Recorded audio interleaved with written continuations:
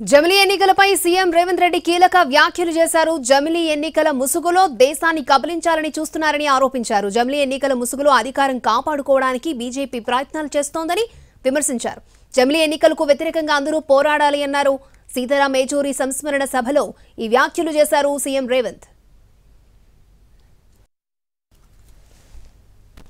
సిద్ధాంతాలు అంతరించిపోతున్న సందర్భంలో చారిత్రాత్మకమైన సందర్భం దేశం మీద భారతీయ జనతా పార్టీ లేదా భారతీయ జనతా పార్టీ లాంటి ఆలోచనలు ఉన్నవాళ్ళు అధికారం కోసం జమిలీ ఎన్నికల ముసుగులో ఈ దేశాన్ని కబలించాలనుకుంటున్నప్పుడు చారిత్రాత్మకమైన కీలకమైన సందర్భంలో సీతారాం ఏచూరి గారు లేకపోవడం ఈ దేశానికే తీరని నష్టము అని చెప్పి